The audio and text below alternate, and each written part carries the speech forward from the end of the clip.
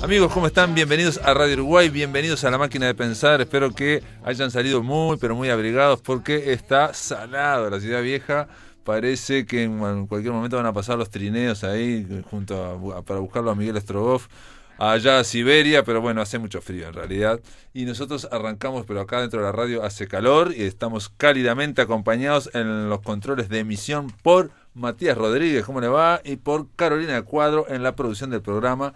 Las dos son personas con muchas calorías, no les hacen asco al frío. Amigos, vamos a recibir en el Museo de Figari. El Museo Figari está ocurriendo una exposición que se llama Figari Cuentista. Vamos a recibir al director Pablo Thiago Roca. ¿Cómo andás? Hola, buenas noches. ¿Qué tal? Y a Juan Manuel Sánchez Puntigliano, que es el curador. ¿Cómo andás, Juan Manuel? Muy bien, gracias por la invitación, Pablo. Juan Manuel es el curador de la muestra, ¿no? La muestra se llama Figari Cuentista. Figari Cuentista. Uh-huh. ¿Y de cómo nació? Porque me acaban de traer el libro. Salió un libro editado de cuentos de Pedro Figari, se llama El Chillido y otros relatos. ¿Esto hace mucho que salió, hace poco? No, está recién salido del horno. Fresquito está porque fresquito por el frío que hace, pero reciente, y lo vamos a presentar el jueves que viene, el 11 de julio, uh-huh. Que va a estar Gerardo Ciancio, uh-huh. Y Juan Manuel, que es además el prologuista y el que hizo la investigación en el archivo del Museo Histórico Nacional, donde se hay una cantidad de material inédito, y se tomó el trabajo de investigar estos cuentos, de transcribirlos, y juntos hicimos una selección. No están todos los cuentos de Figari, o sea, no, es una especie de antología. Son todos inéditos, salvo uno que se publicó en Jaque, uh-huh. en un momento en el 84, ya no me acuerdo. Uh-huh. Juan Manuel capaz que sí. Y por esa época, la verdad la fecha exacta no me acuerdo. Y después hay otro que salió, que es el menos cuento, más como una crónica, el restaurante checoslovaco, que salió en La Nación, si no me acuerdo. Sí, pero otra versión. Pero otra versión, es verdad, otra versión. Uh-huh. Bueno, entonces, digamos, el tema es que con Figari es como una especie de asombro también, porque hasta ahora estaba conceptuado como un pintor, un gran pintor, que había sido abogado, muy famoso en la previa, y después han empezado a aparecer textos, o sea, yo me acordaba del libro de poesía, ¿no? El arquitecto. Después aquel libro que era como una utopía, ¿no? Una novela, Historia Quiria, una novela utópica. Y ahora salen cuentos. Eso ya se conocía, ya se había editado en su momento, porque estos son cuentos inéditos. Hay él tuvo un proyecto de editar 17 cuentos en 1928. Uh-huh. El proyecto no prosperó. No sabemos exactamente por qué. Y en el 51 Ángel Rama toma de esos 17 cuentos 9 uh-huh. y agrega un 10º cuento, y publica un volumen de 10 cuentos, que es el que anda circulando por ahí. Estos son 18 cuentos totalmente distintos. O sea, no son los mismos de los de Arca. No son los de Arca, y él los había sacado además primero por la editorial que tenía, que era Fábula. Y digamos Ángel Rama, decimos. Ángel Rama, ajá. Sí. Y después se hizo una reedición en el 65, en donde escribió un nuevo prólogo, uh-huh. más completo, y después Banda Oriental, muchas editoriales lo fueron reeditando siempre esta selección de Rama, que es una selección volcada, la de Rama, hacia digamos una vertiente estética muy afín a los cuadros que conocemos, más criollista, más campera, el tema de lo afro también, historias de negros, ese es el recorte que hace Rama, y lo que encontró Juan Manuel en el Museo Histórico no tiene nada que ver con eso. Sí hay algún cuento de ese estilo, pero hay una buena cantidad de cuentos oníricos que y cercano a lo fantástico o lisa y llanamente fantásticos, pero son en realidad la transcripción de sueños. Sí, para mí son más oníricos porque lo fantástico requiere crear un mundo coherente en sí mismo, cosa que Figari no hace, y Figari muchas veces también lo que hace es hacer la excusa del sueño. Bueno, hay un ahora te vamos a traer un vaso de agua, Juan Manuel. Acá decís vos que son los múltiples narradores del hombre múltiple que fue Figari, y estamos pensando en una novela utópica. Vamos a hacer una pausa, después de la pausa seguimos aquí en La Máquina de Pensar. Amigos, continuamos en La Máquina de Pensar, estamos conversando con Pablo Thiago Roca, director del Museo Figari, y con Juan Manuel Sánchez Putigliano, que es el curador, trabaja en el Museo de Figari también, y es el curador de la muestra Figari Cuentista, que de alguna forma, resucita, revive un costado de Figari que no es tan conocido, que es el costado, digamos, como escritor de cuentos, en este caso son cuentos inéditos, que el libro se llama El Chillido y otros relatos, que será presentado este libro de Pedro Figari el próximo jueves 11 en el Museo Figari con Gerardo Ciancio. Juan Manuel, vas a estar ahí. ¿A partir de qué hora? De las 19 horas. 19 horas, ¿no? Estábamos hablando de Pedro Figari y yo te mencionaba que en el prólogo que hizo Juan Manuel Sánchez Putigliano, el título es Los múltiples narradores del hombre múltiple, porque no es tan conocido, por lo menos yo no lo conocía.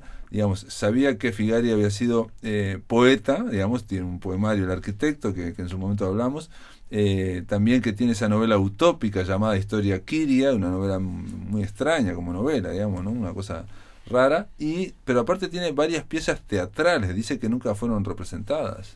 Una sí, en el Museo Figari, con nuestro común, en los 150 años.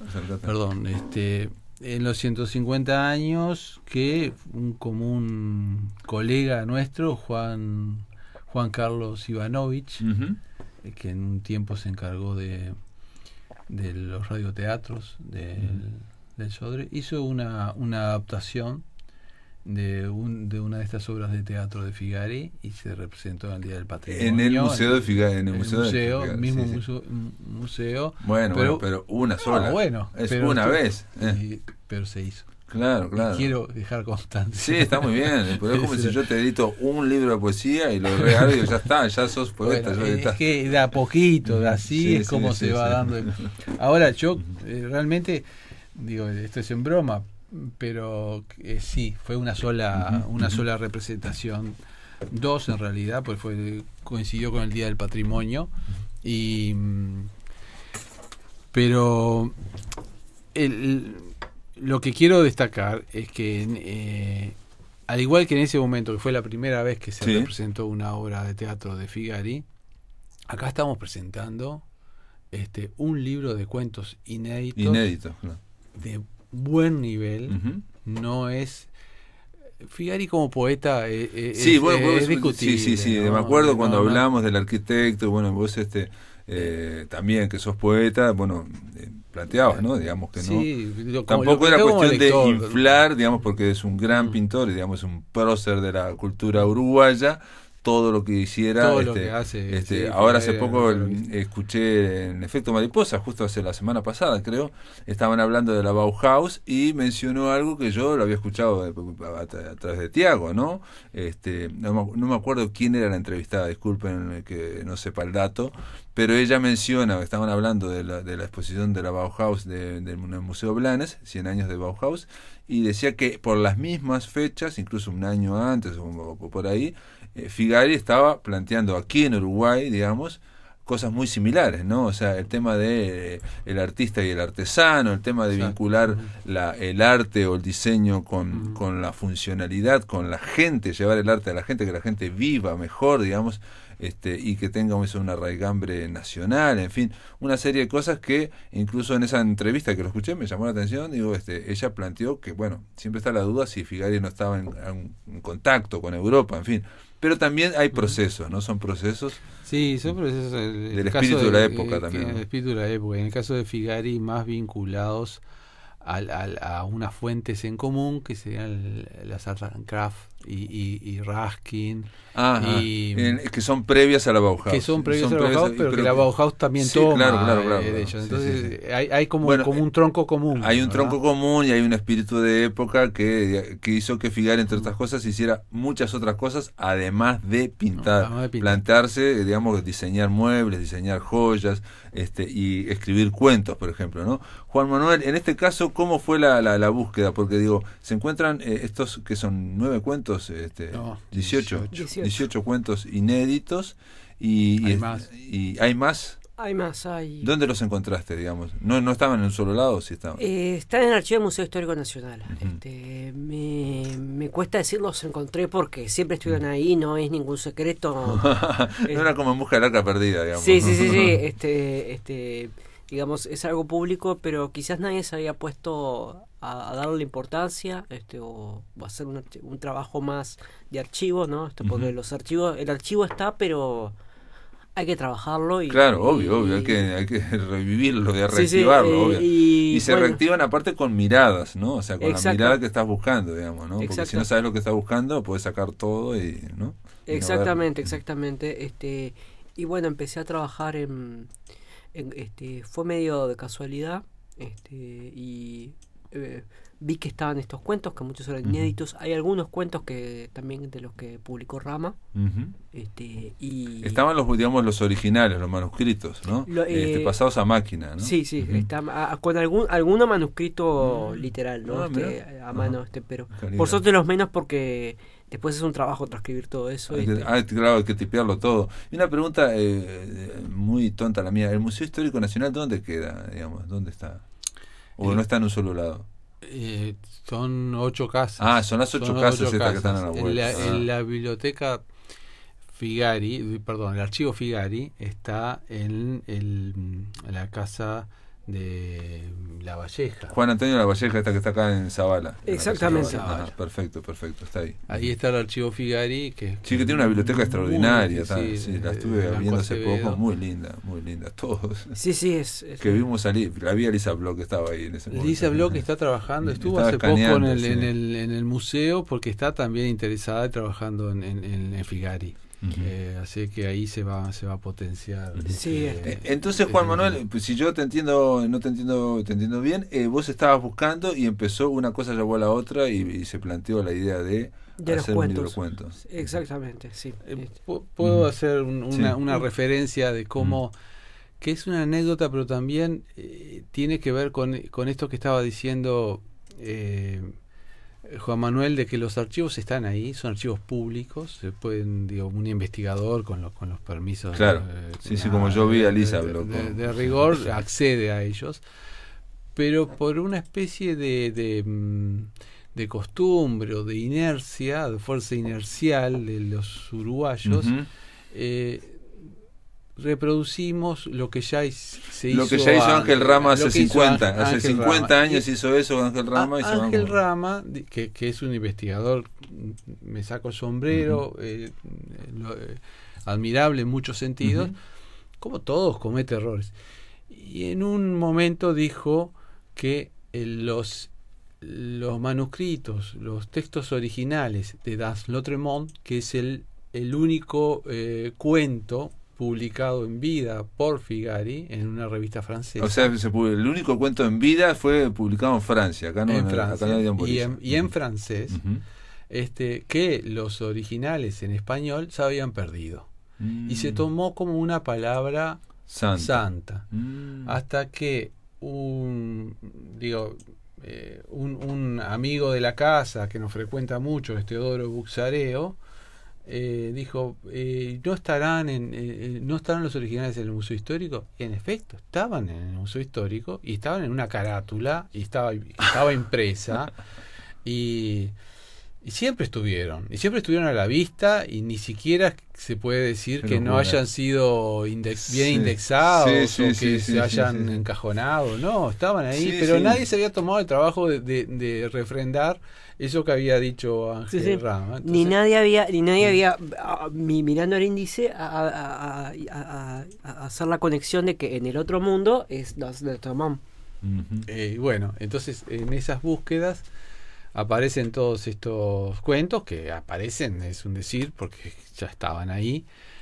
Y lo que me parece que se rescata es un Figari distinto, un Figari que tiene alguna conexión con pinturas de sus series menos conocidas, como de los circos, por ejemplo. Bueno, eso está en la muestra, digamos, en la muestra que hay en el Museo Figari. Ustedes eligieron algunos fragmentos de estos cuentos y los fueron, digamos, intercalando con pinturas de Figari. Y bueno, yo le decía a Juan Manuel que la del circo, por ejemplo, yo no la tenía y me llamó mucho la atención, digamos, ¿no? Porque me pareció una pintura muy linda, un cuadro muy interesante de Figari, y que sale un poco, digamos, de el estereotipo que tenemos todos de Figari, que es básicamente o criollos en el campo, o paisajes, o si no, los negros con el candombe, ¿no?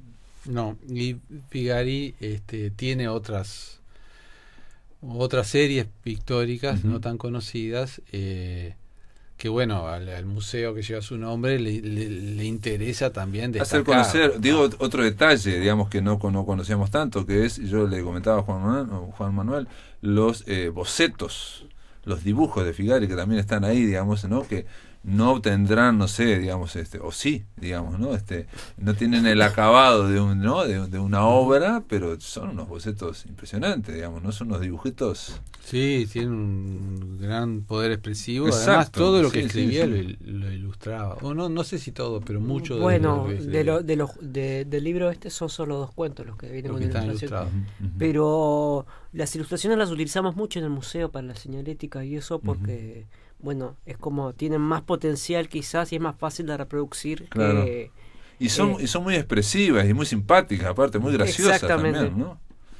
Nadie diría que eso fue dibujado hace 100 años o más de 100 años, por ejemplo, ¿no? No, tiene una frescura especial y demuestran de que Figari era un gran dibujante, además, ¿no? Porque no como dijo Borges, decimos. Claro, hay personas que pueden, viendo la pintura, quizás puedan llegar a pensar de que no hacía una definición realista o minuciosa en detalle de las personas, las figuras que pinta, porque por una incapacidad técnica, ¿no? Que era más fácil resolverlo con una cuestión impresionista, digamos. Es un comentario muy común en la sala. ¿Sí? Sí. Al ver los dibujos, ¿no? No, al ver las pinturas. Pero no sabía pintar. Sí. O es naif. Sí, yo me acuerdo cuando hiciste la anterior exposición en el Torres García, ¿no? Porque donde se cambiaron el Figari con Torres García. Y ahí lo que se mostró de Figari eran básicamente eso, algunos bocetos y otros dibujos casi hechos al azar, o digamos cuando uno está nervioso o distraído, en fin, y eran grandes dibujos, ¿no? Muy buenos dibujos. Yo conozco a alguien que la otra vez le mostraba unos bocetos de no sé quién y me dijo, a mí lo que me gustaban eran los bocetos de Figari, me dijo. Lo comparaba, sí, ya sé con qué, estaba comparando con Ombú. Yo le decía, mirá lo que es esta obra. Decía, sí, pero a mí lo que más me gusta son los de Figari. Es otra cosa, lo de Ombú es fantástico. Claro, ya sé que es fantástico, pero digo que que Figari no es tan conocido como dibujante. No, hay muchas facetas, realmente. Es como dice ahí Juan Manuel, Figari es un hombre múltiple y estamos tratando de ir revelando esas facetas no tan conocidas, porque entendemos que que realmente tienen un valor estético rescatable, ¿no? Y por eso también estamos en este momento, hay una muestra en Buenos Aires que se llama Figari, Mito y Creación, que precisamente muestra las series no tan conocidas de Figari y los mecanismos creativos que tiene, en el sentido de que Figari era un gran mitógrafo, era un gran fabulador. Eso se ve en la pintura, que es muy narrativa también. Sí, es muy narrativa, sí, con situaciones. Y donde está inventando un pasado también. Está inventando un pasado, es un mitógrafo. Claro.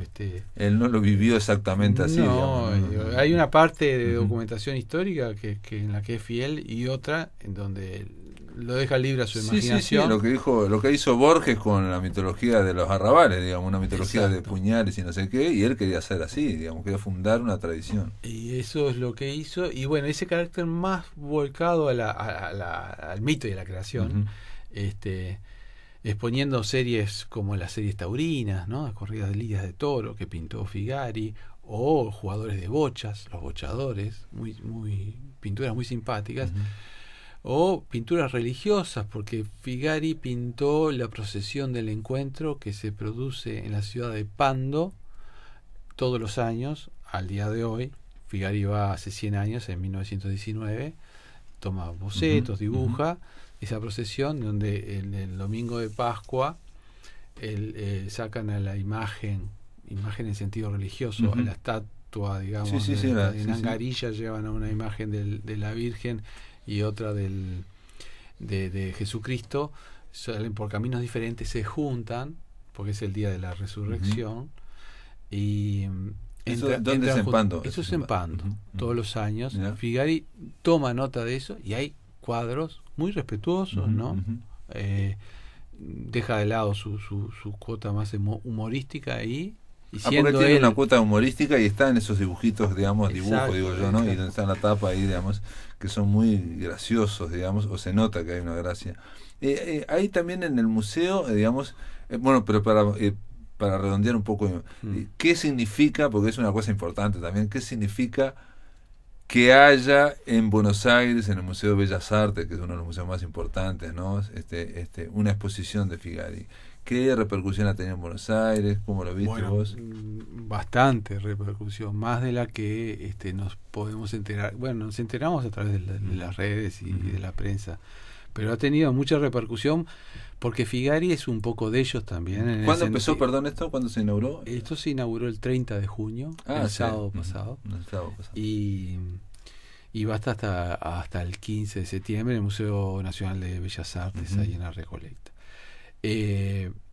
Y bueno, decía, para los argentinos es un poco volver a tener a Figari en su casa, un Figari que comienza a exponer a los 60 años en Buenos Aires. Figari es reconocido en Buenos Aires y después en París. Y retorna, y está 5 años. Y por último Montevideo. Y te diría, a fuerza de ser sincero, que el reconocimiento le llega póstumamente. Porque sí, a ver, en el círculo de artistas y por lo menos fue reconocido como artista, cosa que antes no era como, antes consideraban que como era un gran abogado famoso, que era un pintor de domingo, digamos. Exacto. Fue reconocido como artista. Pero en vida fue reconocido por los artistas y por algunos intelectuales. Pero no se popularizó, como sí sucedió después, a partir del 45, más o menos, cuando hubo acá en el Solís una exposición gigante de cerca de más de 600 obras. Creo que ahí es cuando empieza a ser reconocido acá, ¿no? Al punto de que digamos, es un pintor que hoy en las escuelas los niños lo reconocen. Sí, claro, sí, llega a inscribirse y la comunidad afro también lo reconoce. Pasa con Torres García y con pocos pintores más, ¿no? Quizás con Cuno, pero después no. Yo creo que Torres, Blanes. Y Blanes, por supuesto, Blanes, ¿no? Por supuesto. Pero voy a esto. Torres tiene hace mucho tiempo un museo y recién ahora en el 2010 le pudimos dar como uruguayos un espacio propio. Figari. A Figari recién arrancó en el 2010. Torres, el proceso de Museo Torres Blanes es distinto. Sí. Y de Blanes también totalmente, ¿no? Ellos en vida lograron una inserción social y popular mayor.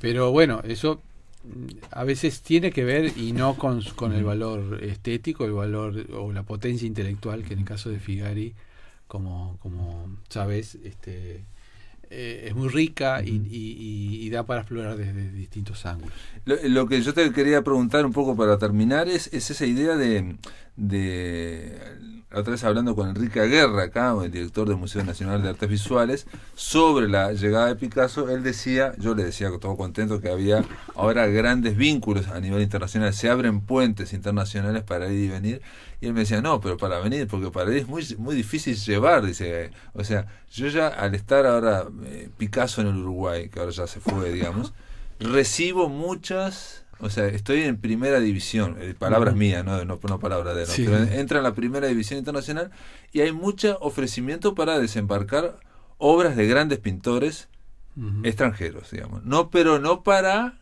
llevar obras de uruguayos a Estados Unidos, a México entonces me dijo, no sabes todo lo que está costando lo de llevar a Figari al museo, o sea que es... Esta exposición en Buenos Aires implicó un trabajo previo, ¿me explico? No era fácil. Y ahí está el antecedente del año pasado de una exposición muy grande de Figari en el Museo de Arte de San Pablo, en el MASPI. Y eso de algún modo abrió también el interés. Influyó, mirá. Claro. Mirá, influyó. Generó un antecedente importantísimo. Claro, porque estamos hablando... El Museo de Arte de San Pablo es el más visitado de Brasil. Sí, estamos hablando de los museos más grandes de América Latina. Y ellos fueron los que requirieron esta exposición de Figari. Esta me refiero a la del año pasado. Porque esta que está en Buenos Aires es distinta. Pero bueno, ha generado un interés. Figari creo que está de moda, por decirlo. Sí, bueno, todo se vuelve a actualizar, son distintas miradas, cada generación tiene su mirada y se va sobre todo complejizando, ¿no? Porque ese es el tema, complejizar y no dejarlo solamente en esos clichés que quedan los grandes, generalmente, ¿no? Quedan como estereotipados, ¿no? En este caso, Figari es escritor, hay que aceptar que es escritor. Sí. Quizás más interesante, un escritor más interesante del que pensábamos, ¿no? Con los cuentos de Rama, Camperos era como un tipo de escritor y ahora abrimos un poco bastante la cancha en ese sentido. Perfecto. Reitero que El Chillido y otros relatos, ustedes le pusieron el título, ustedes eligieron, ¿no? Obviamente, porque otra cosa, Figari en ese archivo no dejó preparado un libro, eran cuentos sueltos. No, el único libro que él preparó era un proyecto que él tenía, que era editar 17 libros en 1928 y que se iba a llamar Cuentos. De los cuales Rama rescata 9 y agrega 1. Nosotros rescatamos algunos más, ahora no me acuerdo si serán 4 o 5, pero no teníamos la posibilidad porque no están todos los cuentos, de generar el libro entero, ese que quiso Figari, así que decidimos hacer otra cosa, y con otro, entonces le inventamos el nombre. Perfecto, no le inventamos. Ojo, se transcribió letra, hay un trabajo de él primero y después de corrección de Graciela Alves, a quien agradecemos porque es un trabajo, ella es muy meticuloso, respetando totalmente la escritura de Figari y El Chillido es uno de los títulos, o sea, los cuentos están terminados, no son no son textos incompletos, ni mucho menos, digamos. Y ustedes hicieron una selección, hay que reiterar, es un libro inédito de Pedro Figari, El Chillido y otros relatos, que se va a presentar el jueves que viene a las 19 horas en el Museo Figari. Ahí va a estar el curador de la muestra, que es Juan Manuel Sánchez Puntigliano, y va a estar el poeta y crítico Gerardo Ciancio para conversar en torno a este Figari cuentista. Bueno, nada, simplemente gracias por estar en la máquina de pensar y felicitaciones por esta iniciativa. Muy bien, amigos, ahora en la máquina de pensar vamos a darle la bienvenida. Ella está del otro lado de la línea, ya en Buenos Aires, a Natalia Sordi, la poeta Natalia Sordi. Natalia, ¿andás ahí? ¿Cómo andás? ¿Cómo estás, Pablo? Un gustazo. Hay que decir que Natalia ya publicó un libro y lo va a presentar la semana que viene aquí en la Máquina de Pensar, ¿no? En Montevideo. ¿Cómo es eso? Sí, voy a presentar mi primer libro que edité este año, junto a la Docta Ignorancia, que es quien me lo editó.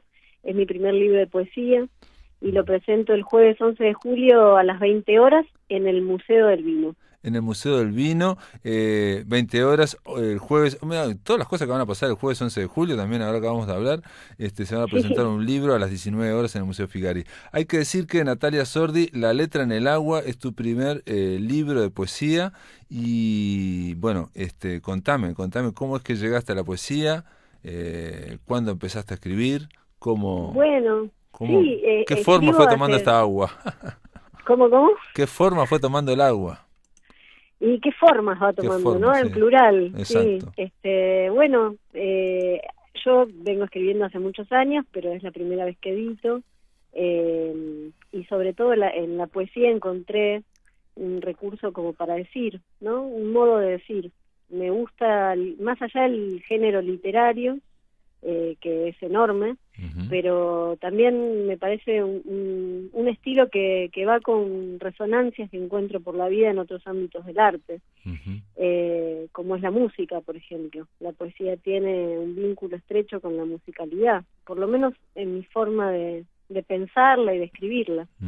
No, incluso la poesía tiene un vínculo, digamos, de origen con la música. La primera poesía era cantada, y en el siglo XX, el tema de la canción, digamos que no es lo mismo, pero la canción también a veces se puede articular como una poesía con música. En tu caso, cuando decís que te gusta la musicalidad o te interesa, digamos, en la poesía, en tu poesía, estamos hablando de que, digamos, es literal, digamos, ¿no? Te fascina el tema de, por ejemplo, estoy viendo acá una poesía que es sobre, habla de las vueltas de la B, todo con la B. Sí. Bueno, en ese sentido, ¿no? Claro, la música, yo soy música, aparte toco el piano, perfecto. Y soy productora musical de otros artistas. De hecho, ahora en Uruguay, después te voy a contar que vamos a estar ahí con Flor Bobadilla Oliva, que es una cantante con la que trabajo, y va a estar en la Sala Baferreira, haciendo su espectáculo que se llama Solita mi alma. Y todo esto es un mismo camino que tiene distintos puntos de encuentro, ¿no? Entre la literatura, la poesía, el arte, la música. Y mi relación con la escritura es un poco desde ahí. Por eso también la poesía. Epistolar, hay un poema que dice: lo insospechado de las letras es lo que no son. Vibra una B en mi boca y la vida invade venenosa como un vértigo en el tiempo vetusto que vuela por mis venas y deja vacantes los versos que van a tu voz.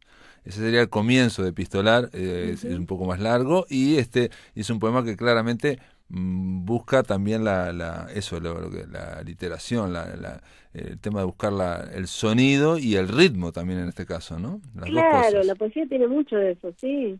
A eso me refiero con musicalidad literal, digamos. Tiene ritmos, silencios, hay un deslizamiento que no es a través del sentido, sino que, resalta otra cosa, se producen otros efectos de sentido. Y ese juego con la B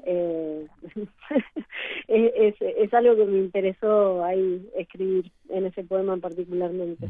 Bueno, pero hay otros poemas que no son, digamos, tan evidentes, digamos, la musicalidad, pero se percibe que hay igual atrás con las S, por ejemplo, ¿no? Digamos, todos son recursos que están en todas las poesías, pero no siempre los poetas hacen un uso, digamos, tan evidente o quieren mostrar eso, digamos, ¿no? Hay otros poetas que viste que están más dedicados o bien al ritmo o bien a un ritmo interno que no tiene que ver ni con la rima ni tiene que ver con la musicalidad, en el sentido de que yo le llamo a la melodía, por llamarlo de alguna forma. A la melodía, claro. Bueno, ritmo, melodía, son todos elementos musicales.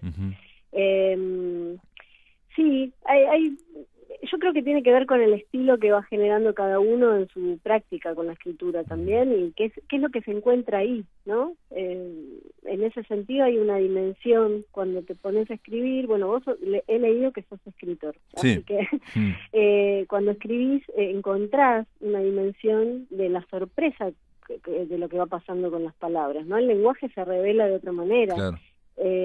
A mí me interesa eso, ese encuentro, entonces por eso también es un espacio que me dispone a ser habitado, ¿no? Porque me interesa mucho esa línea y lo que pasa ahí, en ese momento. Y después esto de que pase ese momento íntimo de construcción literaria, de encuentro, de sorpresa, de la revelación del lenguaje, de musicalidad, que eso íntimo pase a un afuera, me parece muy muy interesante también como proceso.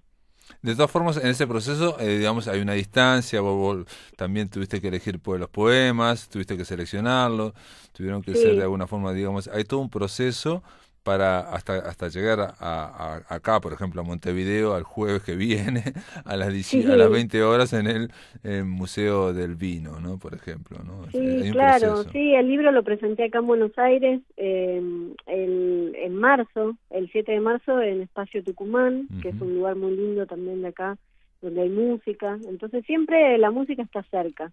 Es como Uruguay y Argentina respecto del río. Hay algo de agua. Son dos orillas, sí, también, estamos alrededor de la orilla. Y también hay que decir un detalle, vos dijiste que sos productora de músicos, y en este caso de esta cantante.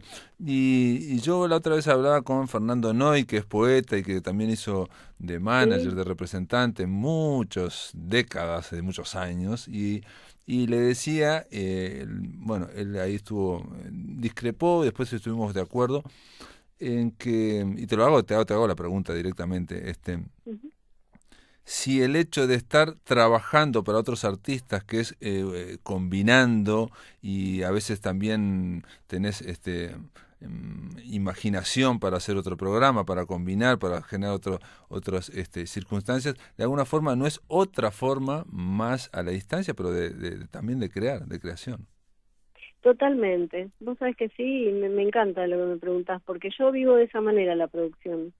De hecho, no me formé como productora, fue algo que se dio como efecto de un recorrido.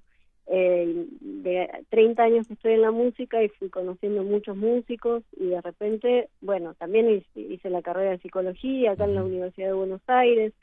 Entonces todo eso es como distintos elementos que van haciendo a una forma de mirar el arte, a una forma de querer relacionarse con la creación, y generar esos espacios y producirlo, me parece que es muy gratificante, ¿no? Es una manera de crear también.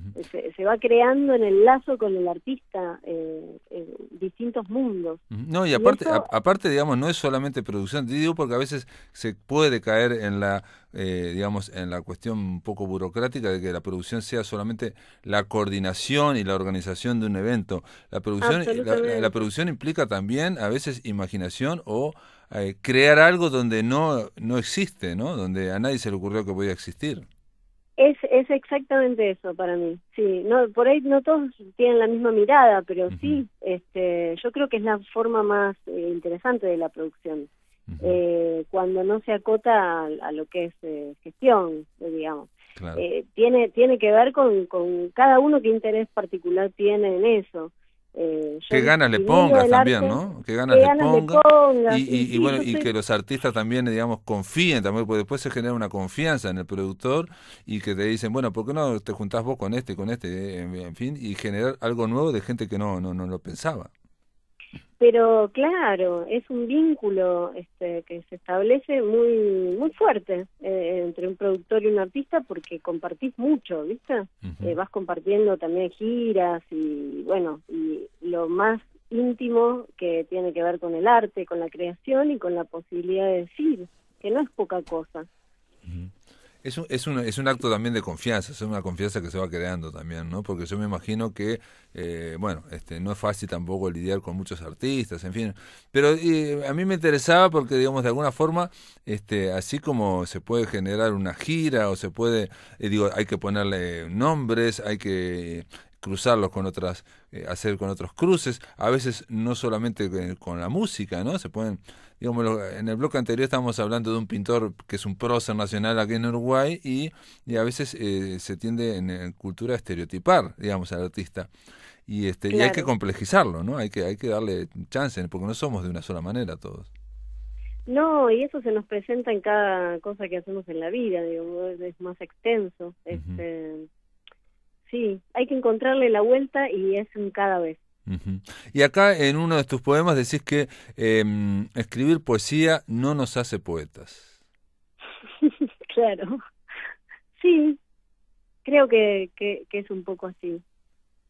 No creo que el hecho de escribir nos haga escritores tampoco, Uh-huh, ¿no? uh-huh. Sí. Vos planteás en este poema, habría que leerlo todo, pero bueno, ahora no tengo tiempo, pero bueno, o podríamos leerlo, que básicamente la poesía está en el hecho de estar en el mundo, ¿no? O sea, cómo te pones en el mundo, cómo mirás el mundo, ahí está la poesía.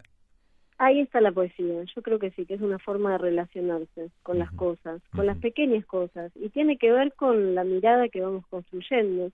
Uh-huh. Y bueno, es disposición, es esto que hablabas antes del vínculo entre la producción, el arte, el artista. Es una disposición. ¿Y disposición? Como el amor, te diría. Ajá, como el amor también, pero disposición también a lo imprevisto, ¿no? Una disposición, una confianza. A la sorpresa. A la sorpresa. Es que toda disposición es disposición a la sorpresa. Yo creo en eso. Creo que uno dispone y desde ese espacio es lo que se encuentra. Y el encuentro nunca tiene que ver con lo que pensamos encontrar. En ese sentido es creativo.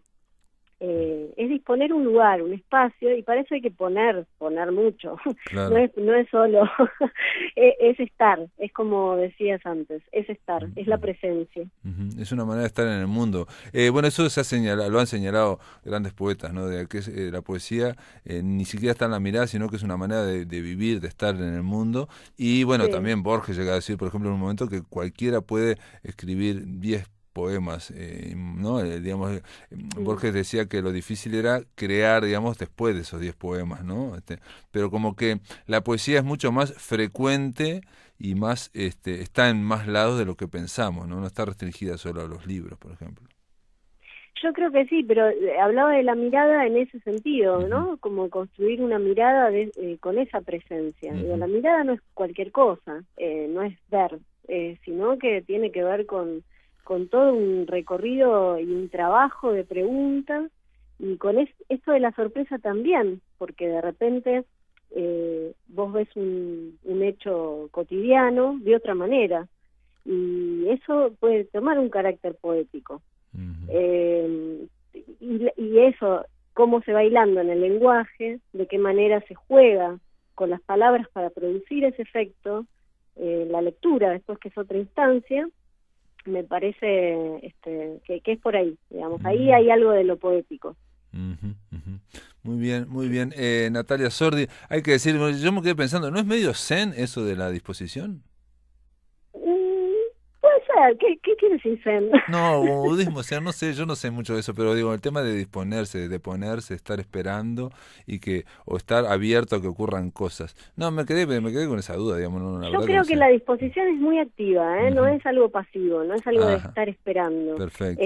Disponer requiere un trabajo de retirarse y hacer un trabajo con uno mismo. Abrirse a la sorpresa no es cualquier cosa, es disponer justamente las condiciones para todo lo que pueda surgir en ese espacio. Sí, entre otras cosas, aceptar la incertidumbre, por ejemplo, ¿no?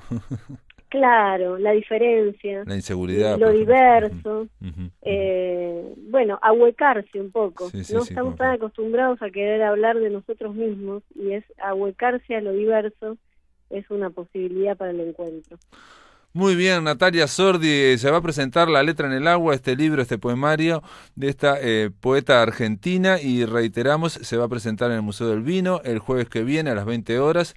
Esto, el Museo del Vino, para aquellos que no lo sepan, queda en Maldonado, esquina Gutiérrez Ruiz, creo, sí, Gutiérrez Ruiz, estoy viendo Héctor Gutiérrez Ruiz, pero queda sobre Maldonado. Aquellos que quieran ir, es el jueves que viene a las 20 horas. Natalia, lo mejor para La letra en el agua. Bueno, muchísimas gracias por este espacio y te espero. Así nos conocemos personalmente. Vos sabés que voy a estar en Buenos Aires, ¿no? La semana que viene, así que nos cruzamos el agua, digamos, vamos a estar las aguas. De los dos lados de la orilla, pero como estamos ahora, pero al revés. Así que no, va a tener que ser otra próxima vez, Natalia. Bueno, cómo no. Dale. Te mando un abrazo grande, ¿eh? Un abrazo inmenso, gracias. Amigos, se terminó La Máquina de Pensar. Mañana vamos a estar... no, mañana nada. Se terminó La Máquina de Pensar, se terminó la semana. Y nada, el fin de semana, que lo pasen muy bien. El lunes a partir de las 19 horas estaremos aquí por Radio Uruguay. Que reitero, que lo pasen muy bien y abríguense.